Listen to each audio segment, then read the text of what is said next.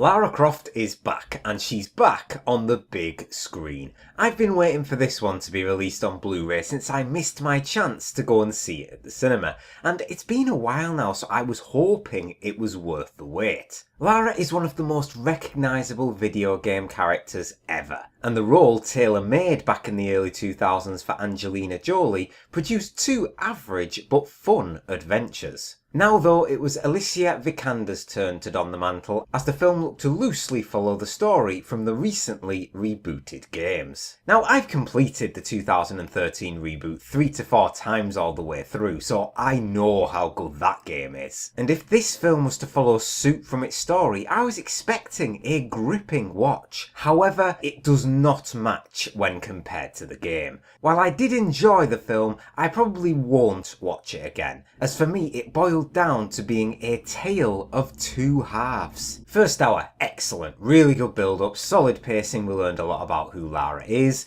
and her struggles of trying to cope from the loss of her father.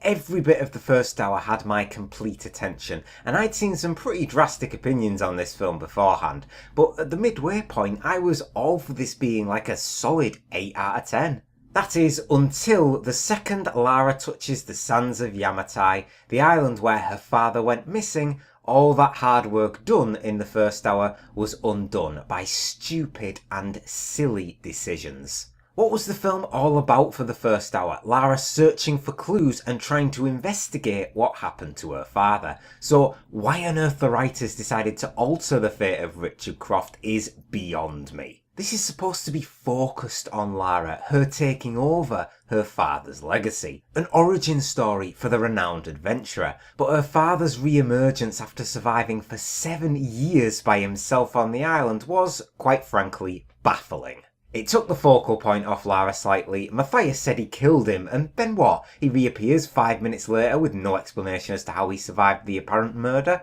What? He just didn't kill him, I guess? That it? That's all the explaining we get? And how haven't Trinity found him yet? It didn't exactly take Lara very long.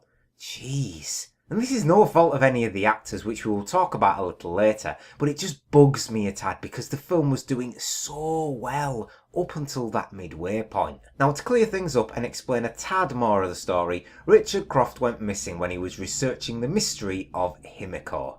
Himiko was said to be a powerful sorceress who ruled over her empire with dark magic. A touch from her was said to spread death and destruction, and Trinity, an ancient militant organisation seeking to claim power over this supernatural force, was responsible for Richard's disappearance and his apparent death. So far so good, pretty much in line with the story of the games. Now, I don't know about you, but I would have liked this to touch a little more on the supernatural. Rather than trying to stay grounded, embrace it. I've always looked at Lara and Indiana Jones, for example, in similar ways, and those films, at least the first three, dipped into that element on plenty of occasions. And in the end we had that rug pulled from us as well. Lara journeyed to the lost island of Yamatai and was instantly captured by the superlative Walton Goggins. He never disappoints me in his roles, and Matthias, the leader of this Trinity group on the island, told Lara face to face that it was he who killed her father. But again, like I said before, shortly afterwards she escapes. We had some fairly impressive sequences, the waterfall and the plane, but just the jarring inclusion of an alive Richard Croft ruined this film from here on then.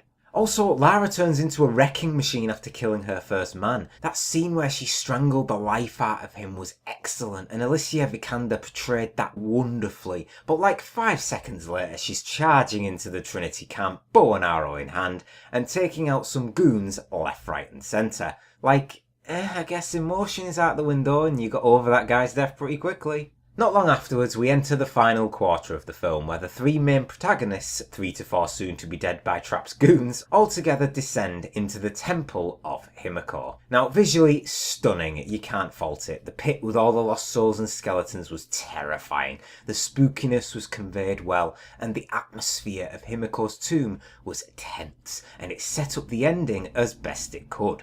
Himiko's touch was indeed spreading death, but via an infectious disease. They went with the more realistic route, so this was the only option they could really go with here. And then Richard actually dies for real. Kicker, isn't it? First half you think he's dead, you bring him back unexpectedly, and then predictably kill him off at the end. All of his story was completely unnecessary. But hey, morals for Walton Goggins will always bring a smile to my face. He is a talent.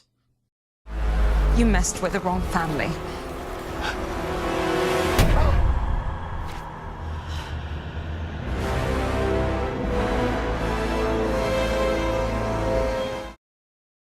My overall verdict for 2018's Tomb Raider is a 6 out of 10.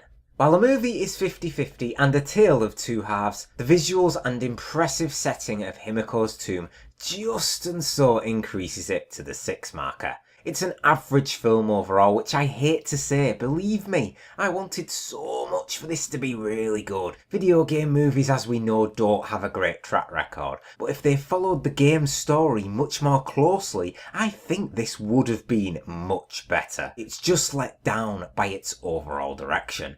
The action sequences are done well. The plane scene lent itself well from game to movie, CGI wasn't overly used, so there is fun to be had here. We had no Jonah though, who you'll definitely know who I'm talking about if you've played the game, and it was just Daniel Wu's Lu Ren as the ship captain and also the sole member of the crew aside from Lara. The roster needed to be bigger like the game was, have Trinity show they mean business early on by killing off a couple of people, and then have Lara come back to rescue them in the end. The writing decisions just continued to irk me. What we could have done without was also the saving the world trope. No, it doesn't need it. Stop trying to over-dramatise it. Focus on the island. Focus on Trinity. If you desperately wanted to have her save the world, do it much later down the line in like the 3rd or 4th film, which this will never get. She's got to grow into the Lara we know, not immediately become it. The story is set before she becomes the famous puzzle-solving adventurer, and her first kill was done effectively, as it drained her in the moment and she was shocked at what she had done. But then she's a killing machine a moment later. Well, when I say it like that, I suppose it does closely resemble the game, but still, you know what I mean. They sequel baited, which you just knew they would, with Anna being the one looking like she's working with Trinity. And another plus was Nick Frost's short cameo. I did enjoy his scenes. Promise is probably the word I was used to describe this film. Promise. Alicia Vikander, I thought, took on the role of Lara absolutely fine. She's a talented actress along with Dominic West and Walton Goggins. So on paper, you looked golden. The first hour built the story well. Lara was growing, learning and convincing me to be engrossed in the story. And then that promise was butchered. A damned shame. So what did you all think of this year's Tomb Raider? Do you agree with my analogy of it being a tale of two halves? Am I being too harsh on the story, or are my points justified? I did that one for you, Walton. Let me know your thoughts down in the comments. And as always, thank you very much for watching. Please leave a like, comment and subscribe if you enjoyed the review. And I'll see you on the next one.